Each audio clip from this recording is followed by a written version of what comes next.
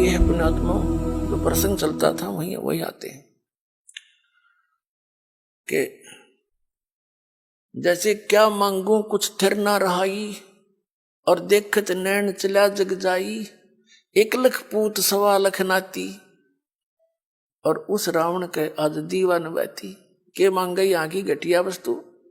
ठीक है भगवान दे रहा है, ठीक है, और डिमांड करो, ना देता ये मत सोचो कि भी भगवान ने ऐसा क्यों नहीं दिया। ये सब कुछ दे सकता आपको, ये जो चाहे सो कर सकता कबीर परमात्मा। इसकी डिक्शनरी में इम्पॉसिबल वर्ड नहीं है, ये वो समर्थ परमात्मा है। लेकिन बात यही ध्यान में रखना कि डॉक्टर उसी को वही वस्तु अलाउड करेगा जो उसके रोग में बढ़ावा, नहीं रोग ने सहयोगी हो। तो ये भी आप ध्यान रखना, ऐसी वस्तु आपको यहां से मिलेगी नहीं जो आपकी भक्ति का नाश करे, और बाकी आपका काम कोई 8 लाख गएगी नहीं। ये सत्कर मान लियो, बेसिक लिख लेना कि तक कोने में डायरी के।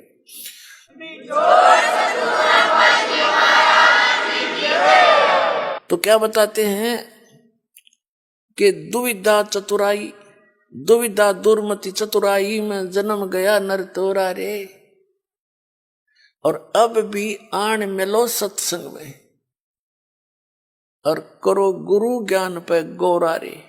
यानी गौर करो, इसमें गड़े ध्यान से विचार करो जो गुरु जी ज्ञान बताते हैं।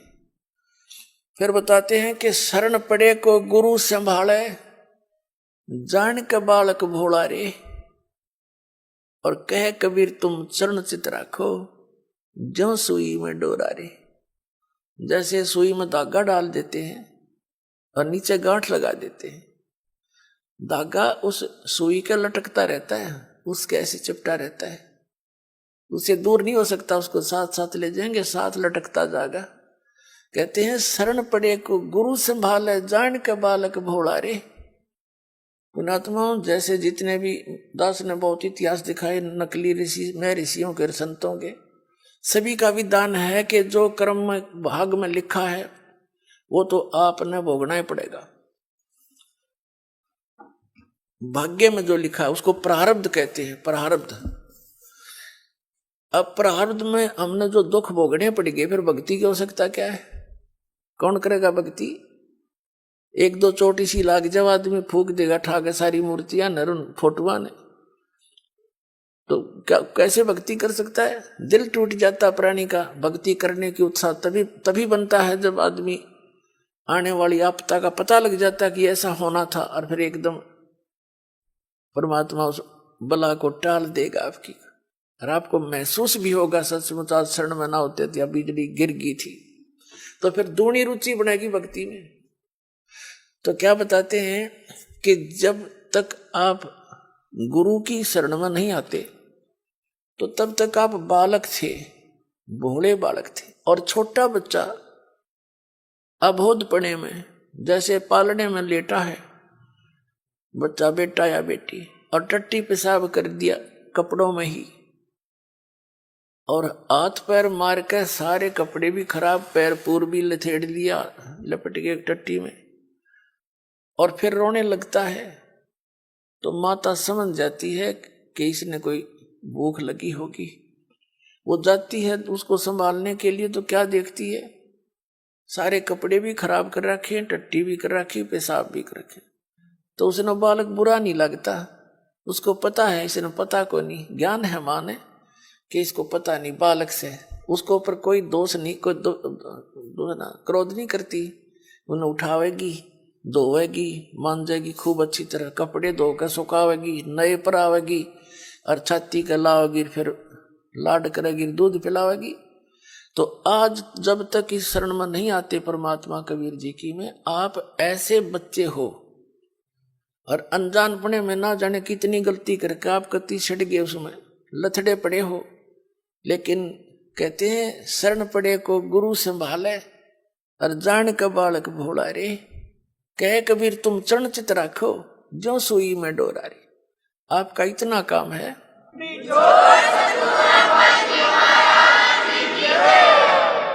आपके जो प्रारब्ध में जो पहले के जितने भी पाप थे वो आपके साथ लपेट के भेज रखे काल ने, और जिसे पुण्य थे वो भी अंदर डाल दिए, तो आपके दोनों मिलाकर मिश्रण कर रखे है। तो अब परमात्मा आपके उन पापों को धोएगा सारा ने, और फिर आपको समझ कर लेगा, और समझ करके फिर सीने का लगाओगा और सतलोक में ले जाकर दूध पियाओगा, यानी वहां सदा सुखी कर देगा आपको।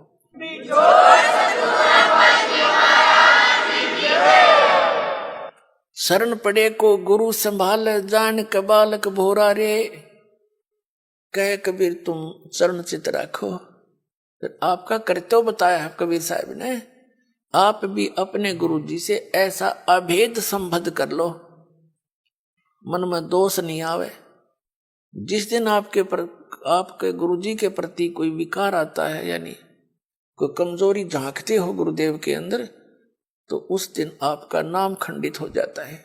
और काल यही चाहता है कि ये एक बार संत से इसका कनेक्शन कट जा, फिर यो कितना धक्के खाए जाइयो, कहीं तेरा लंबा चौड़ा का क्षेत्र है इसका, तो फिर इसको यही उलझा कर मार देता है।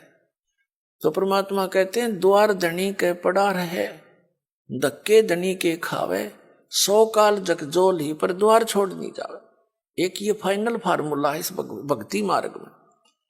इस परमात्मा कबीर जी के धनी के द्वार पर पड़ा रहे और इसी के धक्के खावे, 100 काल जगजोल ही, कितना ही काल आपको झटके देता दिखे पर परमात्मा से दूर नहीं होना, यह बहुत बड़ी भूल हो जाएगी आपकी। अगर जैसे हम अज्ञानता में, यानी बगैर अध्यात्म ज्ञान के कई बार बहुत कमजोर सोच बना लेते हैं और हम भूल जाते हैं कि हमने युगों युगों से पापों की गठड़ी बांध रखी है। और उसके लिए परमात्मा कहते हैं धीरे धीरे रे मना, धीरे सब कुछ हो, माली सींचे 100 घड़ा तो समय आए फल हो। आप जी ने भक्ति का बीज ईब बोया है कितने युगों के बाद, अभी तक आपकी पिछले संस्कार ही चल रहे थे, और कहीं थोड़े बहुत पुण्य कर दिए, कि दाने डाल दिए, को छोटे मोटे पुण्य, वो स्वर्ग में बर्बाद कराए आप। पुणात्माओं, ये भक्ति युग है। अब ये चौथा युग का बीच का समय है। इसमें अब करोड़ों की, कई करोड़, यानी पूरे विश्व में ये भक्ति पर लगेंगे प्राणी, अरबों खरबों की संख्या में।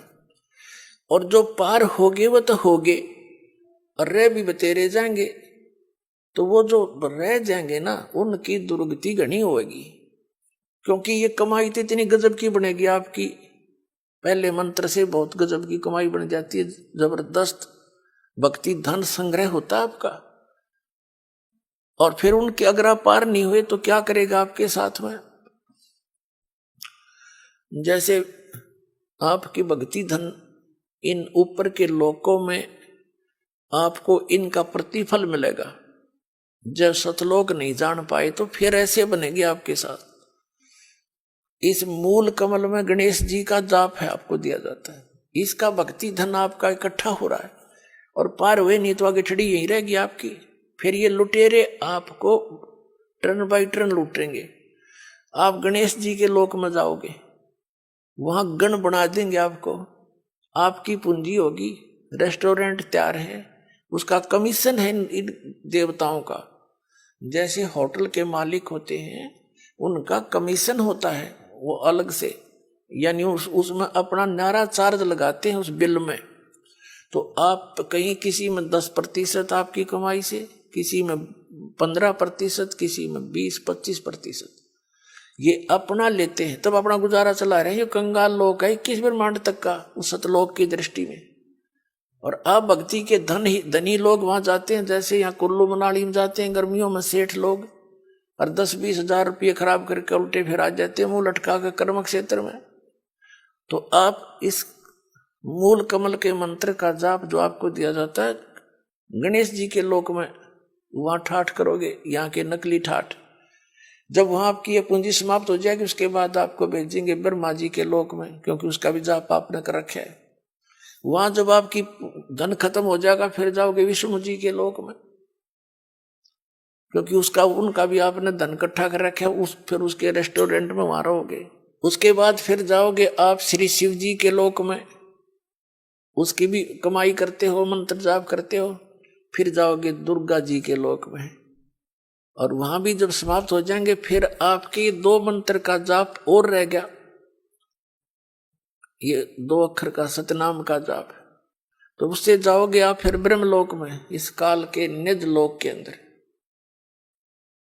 वहां कोई हजारों युगों तक आप उस ब्रह्मलोक में रहोगे।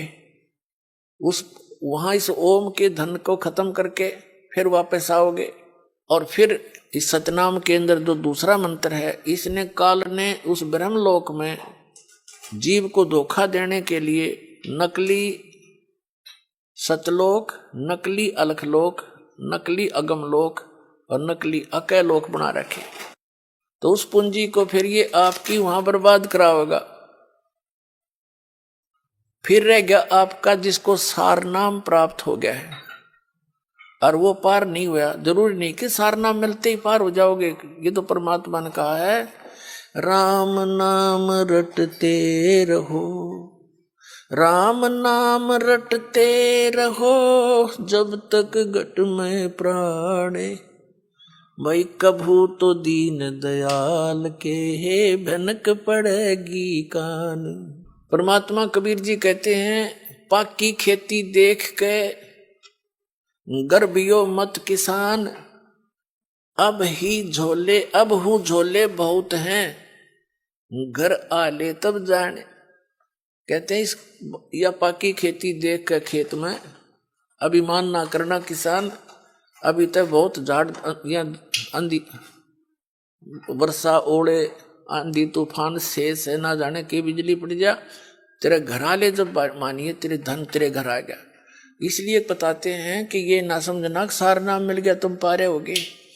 सार नाम की कमाई और मर्यादा में अंतिम श्वास तक करते हुए, और एक विशेष कसक बनाओ सतलोक में जान की, तब वहां जाओ।